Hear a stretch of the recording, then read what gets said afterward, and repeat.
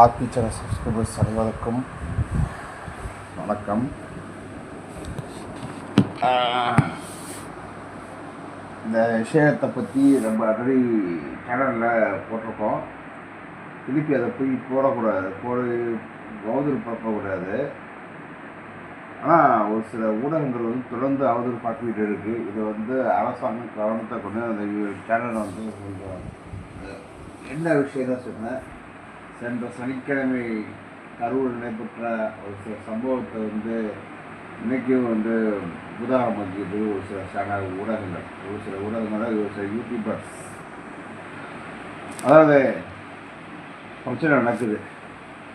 இந்த பிரச்சனை 15 நிமிஷத்தில் ஆம்புலன்ஸ் வருது. ஆம்புலன்ஸ் 20 நிமிஷத்துக்குள்ள முன்னாள் அமைச்சர் போய் நிற்கிறார். இதுதான் இந்த பிரச்சனை ஆரம்பிக்குது. ஆக்சுவலி அதெல்லாம் எவன் தான் கேள்வி கேட்குறாரு. 1 மணிக்கு வரக்கூடிய ஆளுக்கு எதுக்குறா 8 மணி 7 மணி ஏன்டா வெயிட் பண்ணுவீங்க? அதை எவனுமே கேட்குற. கரண்ட்டை கட் பண்ணிட்டான்னு சொல்கிறாங்க. கரண்ட்டை கட் பண்ணக்கூடிய சொல்லி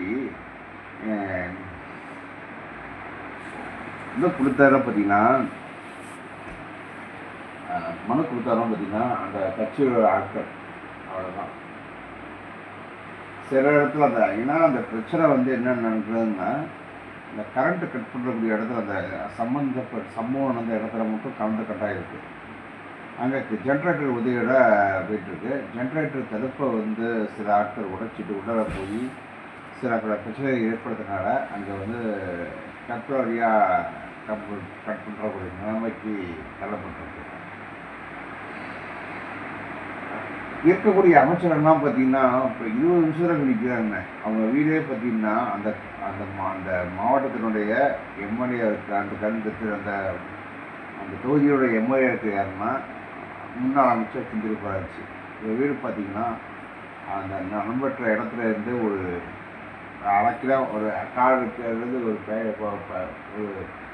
800-900 மீட்டருக்குள்ள தான் இருக்கும். நடந்துக்கிட்டு இருக்கும்போது இந்த தற்கொலை பேசிக்கிட்டு இருக்கும்போதே சில ஆட்கள் மயங்கி விழுந்ததுனால அப்போ சில ஆம்புலன்ஸ்னால இதை கேள்விப்பட்டு பதவி போய் போனவர் தான் அந்த எம்எல்ஏன்னு சொல்லி ஆளுநர்னு சொல்கிறாங்க. ஆனால் தொடர்ந்து ஒரு சில ஊடகங்கள் தொடர்ந்து இவர் ஏதோ பெரிய வெற்றி முயற்சி தியாகி மாரியும் சுதந்திரத்துக்காண்டி புகப்பட்ட ஆட்கள் மாரி ப்ரொஜெக்ட் பண்ணிட்டு இருக்காங்க. மொத்தத்தை 41 உயிர் போயிடுச்சுதான். இதை எவனும் அதை ஏன்டா 1 மணிக்கு வராண்டியாரு, ஏன்டா 7 மணி கால வச்சிங்க அப்படி கேள்விக்கு யாருக்குமே துப்பு இல்லை. நாமக்கல்லையும் பிரச்சனை பண்ணி தான் வந்திருக்கான். 8:45 போக வேண்டிய ஆள் 1:30 மணி தான் போயிருக்கான் பேசியிருக்கிறதுக்கு. இங்கே 1:45 வர வேண்டிய ஆள் 7 மணி வெயிட் பண்ணியிருக்கான். அது பார்த்திங்கன்னா சாயந்தரம் 6:30 மணிக்கெலாம் கரூர் ரீச் பண்ணவன் எதுக்கு 7:30 மணியும் 7:15 மணியும் வராமல் உட்காந்துருந்தாங்க. அனுமதியுமே ரோட் ஷோ பண்ணியிருக்காங்க. இதெல்லாம் எவனுமே கேட்க மாட்டாங்க. தொடர்ந்து ஒரு சில விஷயங்கள் பண்ணிக்கிட்டே இருக்கீங்க. நீனா யார்? கட்சியில் நீ யார்? இந்த பொதுமக்களாகிய உண்மையான கரூர்வாசிகள் எல்லாருமே கோவத்தில் இருக்காங்க. நீ சப்பக்கட்டு கட்டி வந்திருக்க. அப்போ நீ வர கொடுத்து வாங்கிட்டு வந்த சில ஆட்கள் அவ்வளோதான் நான் சொல்ல முடியும். கனத்தை எதிர்த்தோட தான் வீடியோவை முடிக்கிறேன். இதனால் அந்த பகுதியில் இருக்கக்கூடிய ஆட்கள் நேற்று ஒரு நாள் கடையெடுப்பு நடந்துச்சு. அப்போ அந்த இதுக்கு யாருக்கு கொடுத்தாங்கன்னு தெரியலை.